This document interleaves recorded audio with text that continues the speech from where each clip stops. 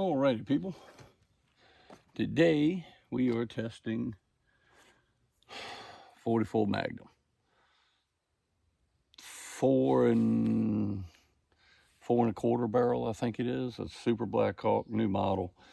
Gun's probably, I think I bought this thing about 6 years ago. I had one. I had a 7-inch barreled older Super Black Hawk, bought in the early 90s. Had a 7.5-inch barrel. Always wanted to use it for hunting and everything, but I always thought that barrel was too long, it was too much to carry around, so I really didn't. Had it for years and ended up selling it. And then I bought that gun probably about 8 years ago, something like that. But today we got two loadings here. Let me make sure I find which ones I have here. I got these bullets from Montana Bullet Company, I think was the name of them. They are a 240 grain hard cast, Brindle hardness of 22, I think is what it was on the website. But hard cast lead. Basically, bear stoppers is what they would be. Most people would call them. And they don't offer any load data. So the way these bullets are designed, here's one that's not seated. I don't know if y'all can see all the way down into the most people grease groove, cannula groove at this point. Something to crimp into is what it is. But looking at cast bullet, just lead bullet load data doesn't put it down into it where a good crimp will roll it into that groove.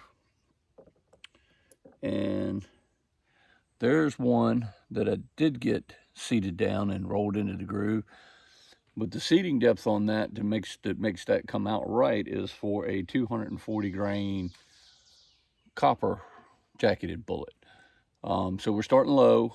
I believe I'm shooting a line at 2400, which I have no idea. I bought a pound of that stuff when I bought this gun because I knew eventually someday I'd reload for it. I don't shoot this gun very often. I do carry it when I'm hunting up in the mountains. Once in a while, I'll carry it with me up there. And I do shoot 240 grain round nose soft point bullets out of it. But I don't know, for some reason I want to play with these hard cast. I want to do these flat nosed hard cast. They tend to they're bear stoppers is what they are. Now here in Virginia we got black bear. Unless you're in the coastal region or you come across one that's been fed, you're not going to come across a very big, unless he's old, you're not going to come across a 400+ pound black bear. I mean, we have them here, but they're usually in the coastal swamp regions, the Great Dismal Swamp area around that way, Chesapeake, around that way. So, in the mountains, 250 pound bear is about average, and your regular 240 grain cast iron, full metal jacket, not full metal jacket, copper jacketed bullet will do the trick on a bear. I mean, you really don't think you really need 44 Magnum, but I'm doing this because my son did take this thing he carried it with him when he went to the Brooks Range in Alaska. He went on a caribou hunt, and he did see a grizzly bear while he was up there, a fairly large grizzly bear while he was up there. And I'm not so sure the bullets that I sent him up there with would have handled something like that. So he's getting more into this, and yeah, he should buy his own pistol and do his own thing. But I'm dad, and so dad's going to look out for him, and so I want him to go up there with something of this caliber.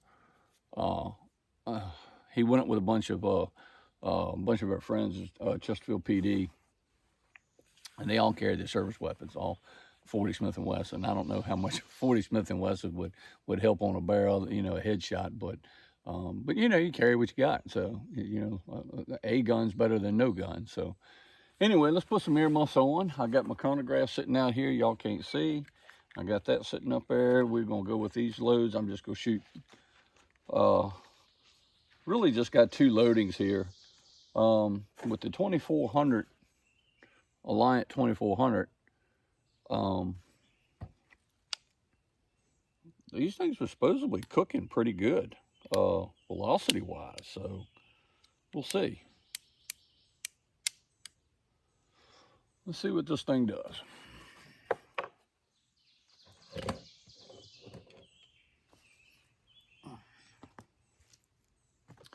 Put my gloves on just in case. You never know. Especially when you're testing the hand load, you want some kind of protection. And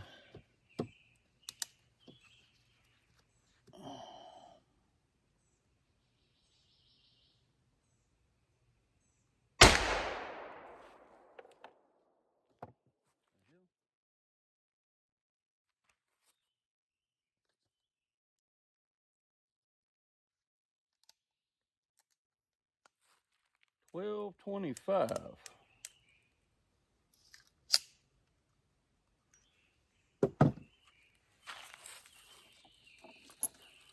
I don't know what in the hell all that.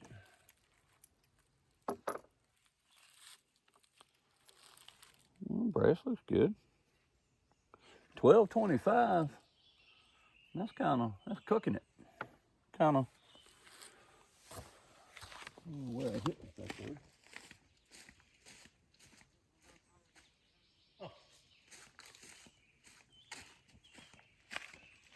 Hit just above bullseye. All right, let's try another one. Everything seems okay. Gun didn't come apart. Brass looks good. Case didn't split. $12.25 is about right for something like that. I would expected a little less velocity coming out of a short barrel, but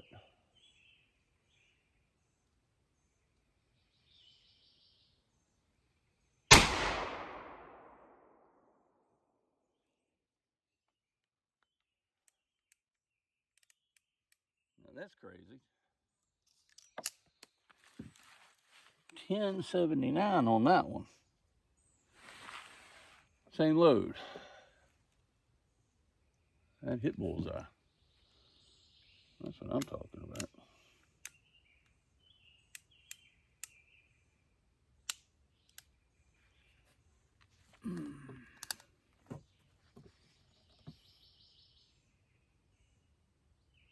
And I tell you, a good rest is a must with a pistol. This is so much nicer. I've kind of half-assed things for years. 1130 on that one. Now I think that first one I shot,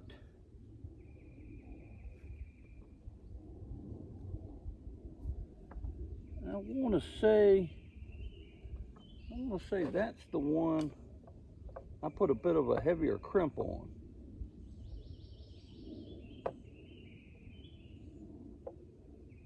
So yeah, the first one I shot with the 12, 12,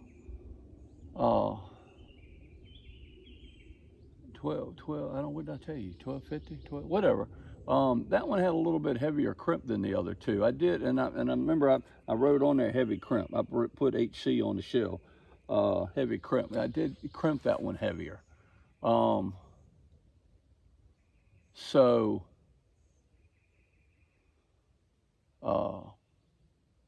a little more crimp gives you a little more velocity, it seems like. The other ones was just a mild crimp. And with these, I'd really rather have, the heavier crimp, to be honest with you. All right, so now I'm gonna step up. I'm gonna step up with these. We're going to the next load. Going to the next load here.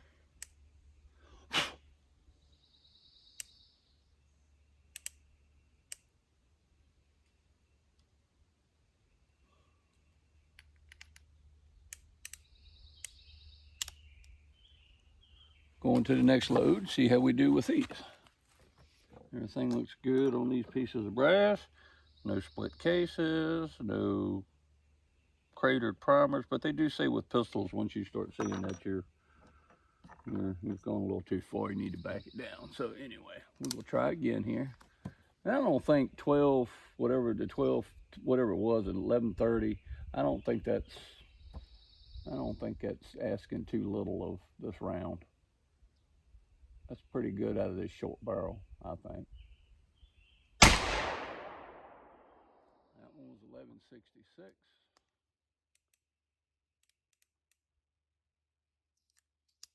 I should have wrote this shit down. That was 1166 on that one.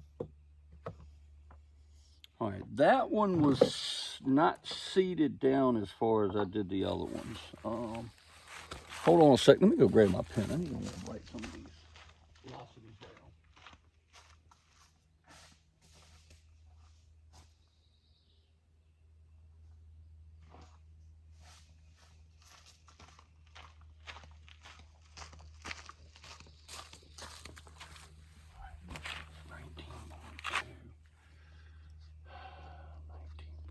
To 2400, and we had 1166. Now I can feel the heat on that one. That one had a little more ass to it. So let's try. All right, so let's try another one. Try another one that we have. I'm trying to shoot out of a different cylinder here, so I didn't really pay attention to that the first two shots, but I'm trying to shoot out of a different cylinder. I don't know whether that's right or wrong. Trying to, I guess, for the dirty in the cylinder, the dirty in the barrel. I don't think it really matters. But let's see what we got here.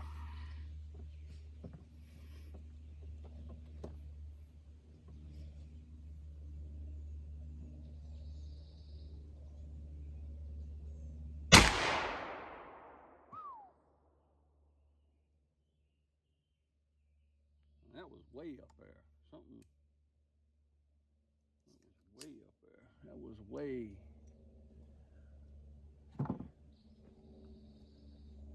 It was 1590. Good God.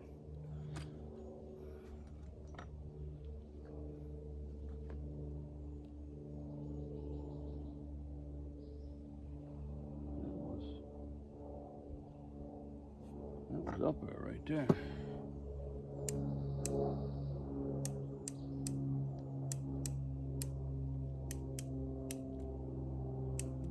Looks good.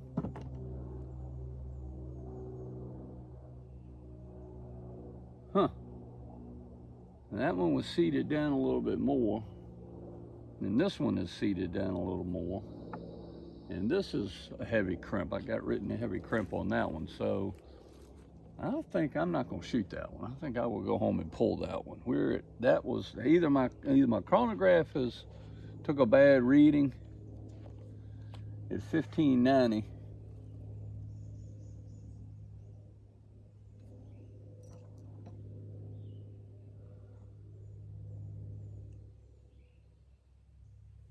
I don't know.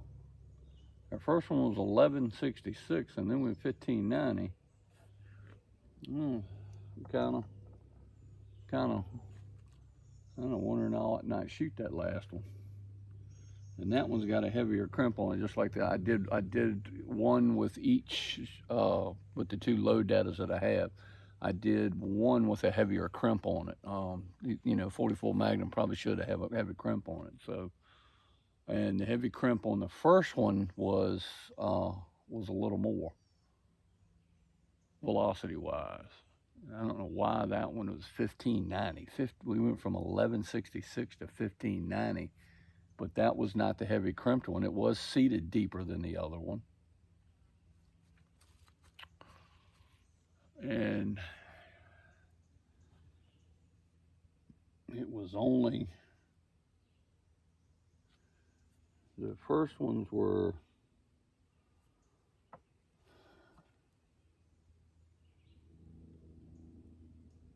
I didn't jump up a full grain. I only went up 7/10 of a grain on the hop here, so that's too much maybe.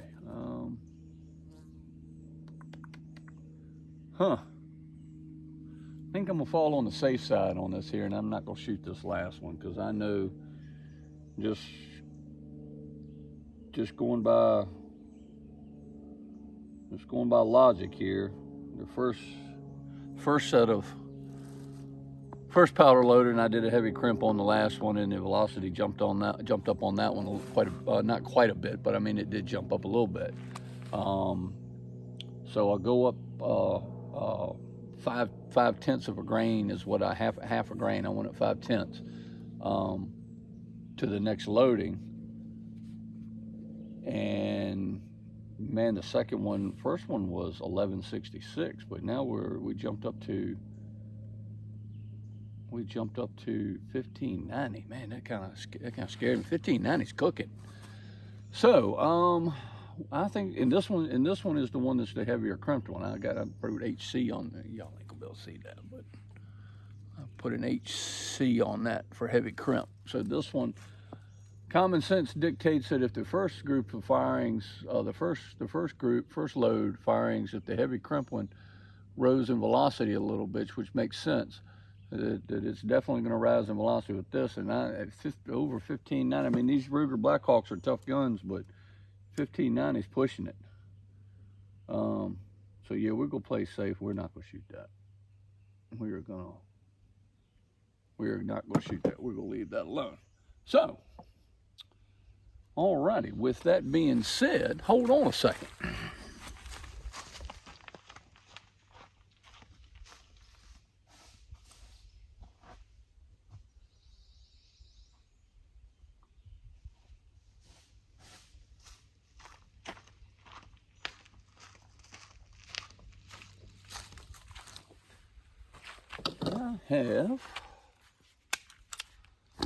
I have some 45 ACP, some 1911 loads that I have played around with, and I need to try them. We're getting a twofer today. All right, these are the Berries Hybrid 230 grain hybrid hollow point. We are going to try. I'm going to throw a couple of these. We will try a couple of these, see how these shoot. Kind of velocities we're getting out of these. And I don't know if these things will hang up in this gun or not, but you know what? While we got it all here, we're gonna try it. Ah, look at that thing nosedived.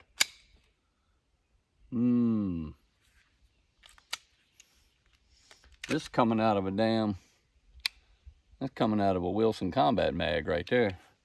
Thing nosedived on me. See what we got now. Come on. Alright. She nosedived.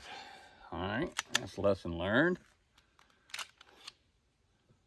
Let's see. I know somebody's gonna say something about this. You're not gonna like this, but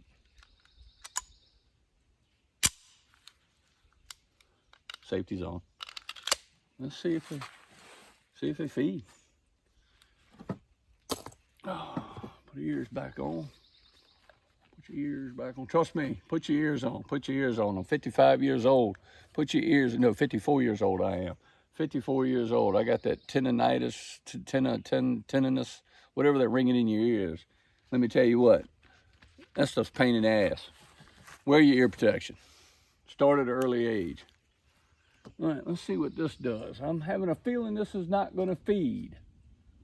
But let's see if they shoot and what they shoot at.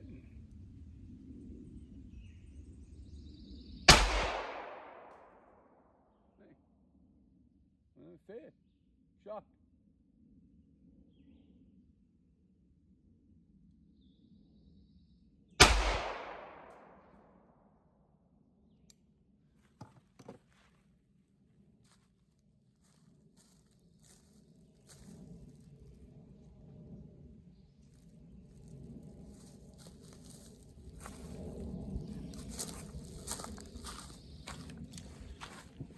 Take an eyeball at these two pieces of brass. They look good. Not beat up. Hell, this was using long shot powder here, so this stuff is not moving.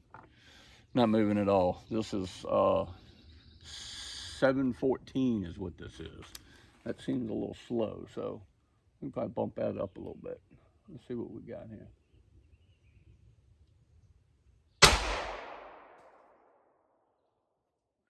And that was 832. All right.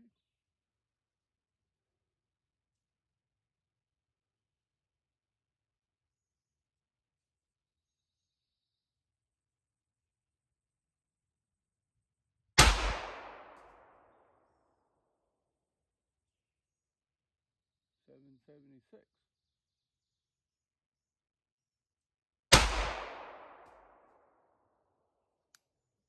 $782. These should be full metal jackets that are coming out of it now.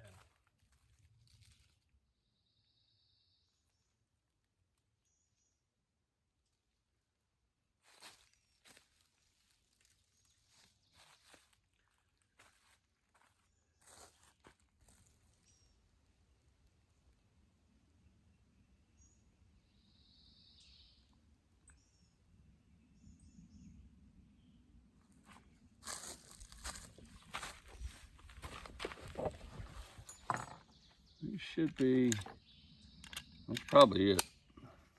I don't think there's any more in here. We're gonna find out though.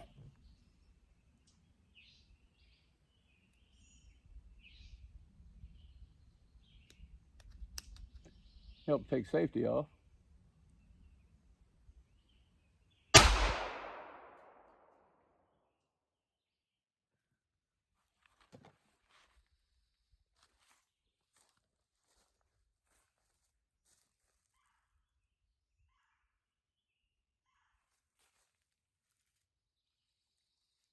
Okay. Alrighty. Well, I do believe we have fixed the extractor issue. Everything seems to be feeding fairly well, and gun is locking up. My biggest issue was the extractor was a little too tight. It wasn't jumping over top of the rim, and it wasn't going fully in the battery after we put the new Wilson Combat extractor in it. So, and I played with that thing and played with that. So it looks like that piece of the puzzle has been solved. It looks like. And this is, you know, I heard somebody say something about that the other day. If you smack one of these things hard enough, they will chamber around by itself. I saw a guy on YouTube video do that. I didn't know it would do that, but damn if it didn't.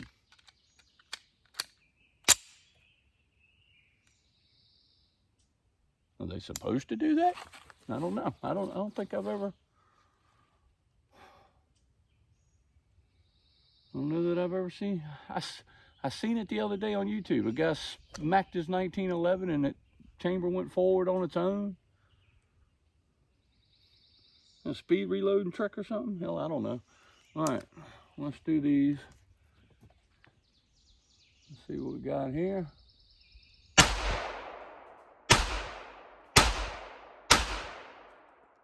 Oh yeah, I think we got the extractor problem fixed. Good deal. Either that or it was the magazine. The other magazines are, these are Kimber magazines here that came with the gun. You know what? I'll be damned. If you smack it hard enough, it'll close on its own. I don't know, I like that. Let's try these. These are hand loads. These are 185 grain Hornady XTPs here, so hand loads. Ah, there we go. Maybe we didn't fix the problem.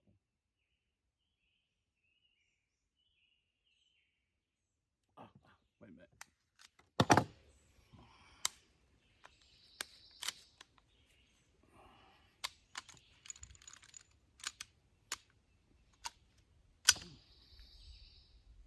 Oh, come on. Oh, she jammed up good now. ticks. All right.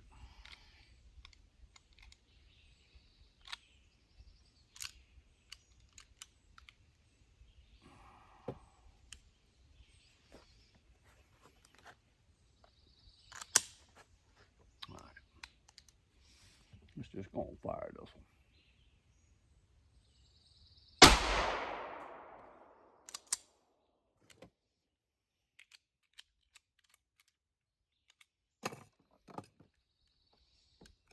Let's try these in that Wilson Combat mag.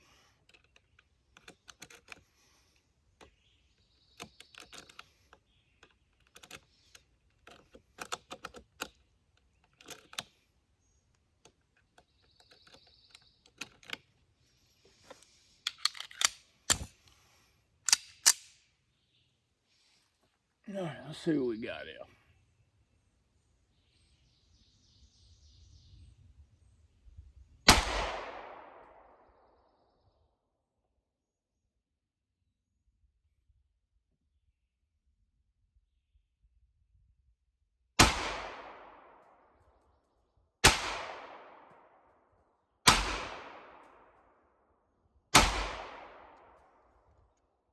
Maybe it's these Kimber mags. Everything did fine on that. And the first one out of this one didn't close and fold, didn't close up, didn't lock up, and huh. All right, well, yeah. So that's where we are today. So we got these. I'm not gonna shoot this rascal, but we do. I think I know what we're gonna do here with these 44 Magnums. We're gonna stay with that first loading, I think, with the heavy crimp. That was 12 something was that first one. So I gotta go back and look at the video here to remember exactly. I should have wrote it down and I didn't, like an idiot. So heavy crimp, it was 12 something.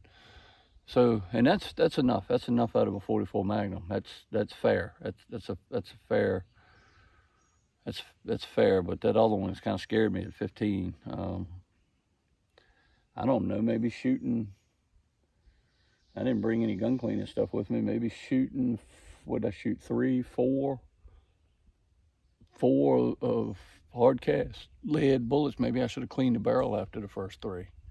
Maybe I got a little lead fouling up in there. Doesn't look like a whole lot in there. Doesn't look too bad in here at all. But yeah, I don't know why that thing. I don't know if I got a misreading on this thing or not. Those Hornady XTPs out of 45 right now. The highest one I got right here was last one right there, 993, just under 1,000 feet per second out of that, out of a 45 ACP. I think that's fair. I think that's middle of the road there for them. I think you can run a 45 a little hotter than that, but plus P. But I don't know that this Taurus is rated for plus P, so we're not gonna push that issue. So maybe it's just one. I need to mark this mag because some of the issues I was having. Maybe it's this Kimber mag because I didn't have any issues out of this Wilson Combat mag. Something to think about. But anyway, all right, folks, I got to get going.